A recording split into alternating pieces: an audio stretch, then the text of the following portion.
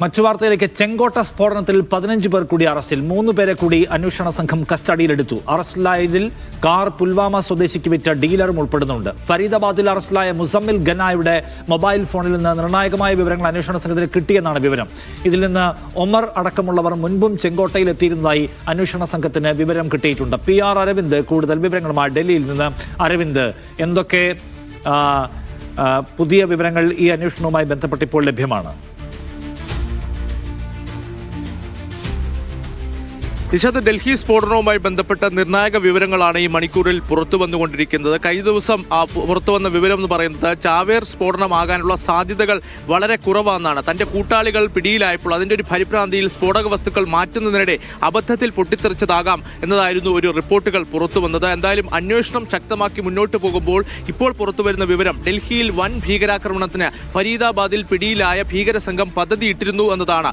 അതായത് ഈ വർഷം ജനുവരി 26 റിപ്പബ്ലിക് ദിനത്തിലും അതുപോലെ തന്നെ ദീപാവലിയിലും ഡൽഹിയിൽ സ്ഫോടനങ്ങൾക്ക് പദ്ധതിയിട്ടിരുന്നു. ജനുവരി ആദ്യ ആഴ്ച ഫരീദാബാദിൽ അറസ്റ്റിലായ മുസമ്മിലും അതുപോലെ തന്നെ ഈ ഡൽഹിയിൽ സ്ഫോടനത്തിൽ കൊല്ലപ്പെട്ടു എന്ന് കരുതുന്ന ഉമറും ചെങ്കോട്ട പരിസരത്തെത്തി സാഹചര്യങ്ങൾ നിരീക്ഷിച്ചു എന്നതാണ് ഇപ്പോൾ പുറത്തുവരുന്ന വിവരം. ഫരീദാബാദിൽ അറസ്റ്റിലായ ഡോക്ടർ മുസമ്മിലിന്റെ മൊബൈൽ ഫോണിൽ നിന്നാണ് ഇതുമായി ബന്ധപ്പെട്ട വിവരങ്ങൾ ലഭിച്ചതെന്ന് അന്വേഷണ ഏജൻസികളുടെ വൃത്തങ്ങൾ ചൂണ്ടിക്കാണിക്കുന്നു. അതോടൊപ്പം തന്നെ ചോദ്യം ചെയ്യലിലും ഇതുമായി ബന്ധപ്പെട്ട വിവരങ്ങൾ മുസമ്മിൽ നൽകിയെന്നതാണ് ലഭിക്കുന്ന വിവരം. നേരത്തെ തന്നെ ചെങ്കോട്ടിൽ, കാരണം റിപ്പബ്ലിക് ദിനത്തിൽ ഒരു സ്ഫോടനം നടത്താനുള്ള ശ്രമങ്ങളായിരുന്നു നടന്നതെന്ന് പറയുന്നു. എന്തായാലും അന്വേഷണം ശക്തമാക്കിയിരിക്കുന്നു. NIA ആണ് കേസന്വേഷണം നടത്തുന്നത്.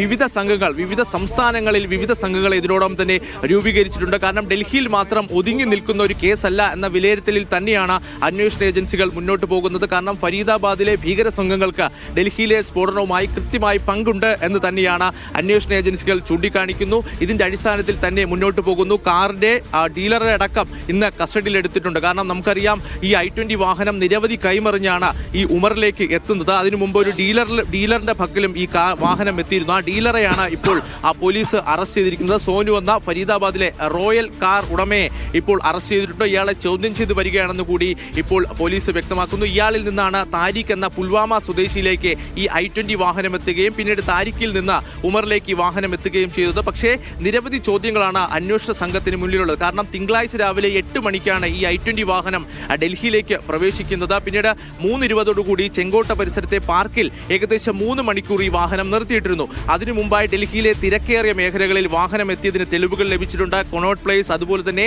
വലിയ തിരക്കേറിയ മയൂർ വിഹാർ അടക്കമുള്ള സ്ഥലങ്ങളിൽ വാഹനം എത്തിയിട്ടുണ്ട്. അപ്പോൾ ഒരു പദ്ധതി ഇവരുടെ ഭാഗത്തുനിന്നുണ്ടായിരുന്നു. അല്ലെങ്കിൽ തന്റെ കൂട്ടാളികൾ അറസ്റ്റിലായപ്പോൾ അല്ലെങ്കിൽ പിടിയിലായപ്പോൾ ഉണ്ടായ ഒരു പരിഭ്രാന്തിയിൽ സ്ഫോടക വസ്തുക്കളുമായി കടന്നതാണോ അടക്കമുള്ള കാര്യങ്ങളാണ് ഇപ്പോൾ NIA പരിശോധിച്ചു വരുന്നത്. ഈ വാഹനത്തിൽ ഏകദേശം 70 കിലോയോളം സ്ഫോടക വസ്തുക്കൾ ഉണ്ടെന്നതാണ് ഇപ്പോൾ ലഭിക്കുന്ന വിവരം. അമോണിയം നൈട്രേറ്റ്, കാരണം ഫരീദാബാദിൽ പിടിച്ചെടുത്ത 360 കിലോഗ്രാം സ്ഫോടക വസ്തുക്കൾ, അതിന് സമാനമായ സ്ഫോടക വസ്തുക്കളാണ് കാറിൽ ഉണ്ടായിരുന്നെന്ന റിപ്പോർട്ടുകൾ കൂടി പുറത്തു വരുന്നു. പക്ഷേ എന്തുകൊണ്ട് ഫരീദാബാദിൽ പിടികൂടിയപ്പോൾ അല്ലെങ്കിൽ ഇത്തരം സ്ഫോടന വസ്തുക്കളുമായി ഒരാൾ അവിടെ നിന്ന് കടന്നു കളഞ്ഞു നടക്കമുള്ള വിവരങ്ങൾ ഇന്റലിജൻസിന് ലഭിച്ചില്ലേ എന്ന ചോദ്യം കൂടി ഉയർന്നു വരികയാണ്. പ്രതിപക്ഷ പാർട്ടികളുടെ ഭാഗത്തുനിന്ന് ഇതിനോടൊപ്പം തന്നെ ചില വിമർശനങ്ങളും ഇതുമായി ബന്ധപ്പെട്ട് ഉയർന്നു കഴിഞ്ഞു. കഴിഞ്ഞ ദിവസം തൃണമൂൽ കോൺഗ്രസ് ചൂണ്ടിക്കാണിച്ചത് ആഭ്യന്തരമന്ത്രിയുടെ കഴിവ് കേടാണ് ഇത്തരത്തിൽ ഒരു സ്ഫോടനത്തിന് കാരണമെന്നതാണ് ഇപ്പോൾ ചൂണ്ടിക്കാണിച്ചിരിക്കുന്നത്.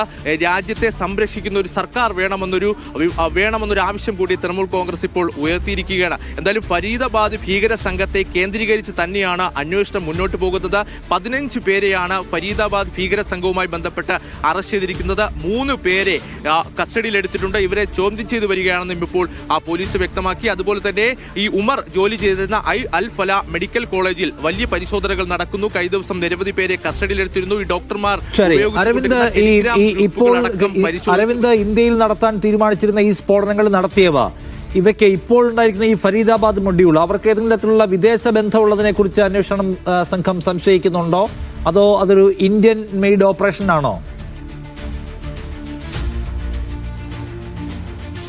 നിഷാദ്, ജെയ്ഷെ മുഹമ്മദ് ഭീകര സംഘടനയ്ക്ക് ഇവരുമായി ബന്ധമുണ്ടോ നടക്കമുള്ള കാര്യങ്ങൾ NIA പരിശോധിക്കുമെന്നതാണ് മനസ്സിലാകുന്നത്. ഇതിൽ ഔദ്യോഗികമായ സ്ഥിരീകരണങ്ങളൊന്നും NIAയുടെ ഭാഗത്തുനിന്ന് ലഭിച്ചിട്ടില്ല. കാരണം ഈ ടെറർ മോഡ്യൂൾ കഴിഞ്ഞ ദിവസം പിടിയിലാകുന്നു. അവരിൽ നിന്ന് 3000 കിലോയോളമുള്ള സ്ഫോടക വസ്തുക്കൾ പിടികൂടുന്നു. നിരവധി ഡോക്ടർമാരെ ഫരീദാബാദിൽ നിന്നും ജമ്മു കാശ്മീരിൽ നിന്നും പിടികൂടുന്നു. ഇവർക്ക് ഏതെങ്കിലും ഭീകര സംഘടനയുടെ പിന്തുണയുണ്ടോ നടക്കമുള്ള കാര്യങ്ങൾ പരിശോധിക്കുമെന്ന് തന്നെയാണ് ഇപ്പോൾ പോലീസും NIAയും വ്യക്തമാക്കിയിരിക്കുന്നത്. പ്രധാനമായും ജെയ്ഷെ മുഹമ്മദ് ഭീകര സംഘടനയുടെ പിന്തുണ ഇവർക്കുണ്ടാകുമ്പോൾ ഉണ്ടായിരുന്നോ എന്നടക്കമുള്ള കാര്യങ്ങൾ പരിശോധിക്കും. കാരണം ഇത്രയും അധികം സ്ഫോടക വസ്തുക്കൾ എങ്ങനെയാണ് ഇവർ ഇത്രയും ദിവസം അവരുടെ പക്കൽ സൂക്ഷിച്ചത്? 3000 കിലോളം സ്ഫോടക വസ്തുക്കൾ കണ്ടെത്തിയിരുന്നു, 360 കിലോളം അമോണിയം നൈട്രേറ്റും ഇവരിൽ നിന്ന് കണ്ടെത്തിയിരുന്നു. അപ്പോൾ ഇത്തരം സ്ഫോടക വസ്തുക്കൾ ഇവർക്ക് എവിടെ നിന്നാണ് ലഭിച്ചതടക്കമുള്ള കാര്യങ്ങളിൽ ഒരു പരിശോധന നടക്കും. ഇതുകൂടാതെ തന്നെ ഇന്ന് ഡൽഹിയിൽ പൊട്ടിത്തെറിച്ചിൽ അമോണിയം നൈട്രേറ്റിന് പുറമെ സൈന്യമടക്കം ഉപയോഗിക്കുന്ന ചില വസ്തുക്കൾ, ബോംബിനടക്കം ഉപയോഗിക്കുന്ന വസ്തുക്കൾ ഉണ്ടെന്നുള്ള റിപ്പോർട്ടുകളും പുറത്തു വരുന്നുണ്ട്. ഔദ്യോഗിക സ്ഥിരീകരണം ഇതുവരെ നൽകുവാൻ NIA തയ്യാറായിട്ടില്ല.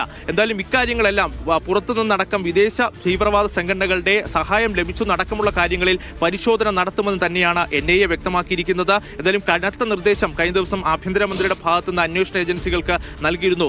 ഇതിന് പിന്നിൽ പ്രവർത്തിച്ചവരെ, കുറ്റവാളികളെ വേട്ടയാടി പിടിക്കണമെന്നതാണ് ഉന്നതതല യോഗത്തിൽ കേന്ദ്ര ആഭ്യന്തരമന്ത്രി വ്യക്തമാക്കിയത്. നിലവിൽ പ്രധാനമന്ത്രി ഭൂട്ടാനിലാണ്. അദ്ദേഹം മടങ്ങിയെത്തിയാൽ ഉടൻ തന്നെ ഇന്ന് വൈകുന്നേരം 5 മണിക്ക് സുരക്ഷാ കാര്യങ്ങൾക്കുള്ള മന്ത്രിസഭാ സമിതി യോഗം ചേരുകയാണ്. ഈ യോഗത്തിലും വലിയ രീതിയിലുള്ള നിർദ്ദേശങ്ങൾ ഒരുപക്ഷെ കേന്ദ്ര സർക്കാരിന്റെ ഭാഗത്തുനിന്ന് ഉണ്ടാകും. എന്തായാലും കേന്ദ്ര സർക്കാരിന് മുന്നിൽ നിരവധി ചോദ്യങ്ങൾ പ്രതിപക്ഷത്തിന്റെ ഭാഗത്തുനിന്നും ഉയർന്നു വരികയാണ്. ഇത്രയും വലിയൊരു സുരക്ഷ വീഴ്ച, കാരണം തന്ത്രപ്രധാനമായ മേഖലയിലാണ് ഒരു സ്ഫോടനം നടന്നത്. ഫരീദാബാദിൽ ഇത്രയും അധികം സ്ഫോടക വസ്തുക്കളുമായി ഒരു ഭീകര സംഘത്തെ പിടികൂടിയപ്പോൾ അവരിൽ നിന്ന് ഒരാൾ രക്ഷപ്പെട്ടു എന്നത് ഇന്റലിജൻസ് എന്തുകൊണ്ട് അറിഞ്ഞില്ല?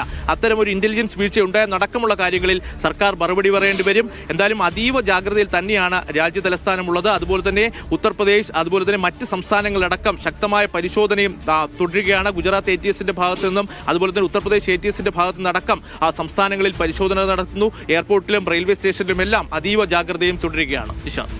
ഓക്കെ, ഇതിനകത്ത് ഈ ഉയർന്നു വരുന്ന ചോദ്യങ്ങളോട് രാഷ്ട്രീയമായി പ്രതികരിക്കാൻ സർക്കാർ തയ്യാറാകുന്നില്ല എന്നുണ്ടോ അരവിന്ദ്? കഴിഞ്ഞ തവണയൊക്കെ ഈ പ്രശ്നം ഉയർത്തിക്കൊണ്ടുവന്നപ്പോൾ രാജ്യത്തുണ്ടായിരിക്കുന്ന ഒരു പൊതുപ്രശ്നത്തിൽ പൊതുവികാരത്തിന്റെ കൂടെ രാജ്യ താല്പര്യത്തിന്റെ കൂടെ നിൽക്കണമെന്ന മറുപടിയാണ് BJP കേന്ദ്രങ്ങളും പ്രചരിപ്പിച്ചത്. പക്ഷേ ഇവിടെ പ്രിയങ്ക് ഖാർഗെ വളരെ സീരിയസ് ആയിട്ടുള്ള വിമർശനം സർക്കാരിനെതിരെ ഉന്നയിച്ചിരിക്കുന്നു, അമിത്ഷായ്ക്കെതിരെ ഉന്നയിച്ചിരിക്കുന്നു, മഹുവ മൊയ്ത്ര ഗുരുതരമായ വിമർശനം സർക്കാരിനെതിരെ ഉന്നയിച്ചിരിക്കുന്നു. രാജ്യത്തിന്റെ ആഭ്യന്തര സുരക്ഷ BJP സർക്കാരിന്റെ കൈകളിൽ ഭദ്രമല്ല എന്ന വിമർശനം അവർ ഉന്നയിച്ചിട്ടുണ്ട്. പക്ഷെ അതിനിപ്പോൾ തൊടേണ്ടതില്ല എന്ന മട്ടിലാണോ BJP പോകുന്നത്?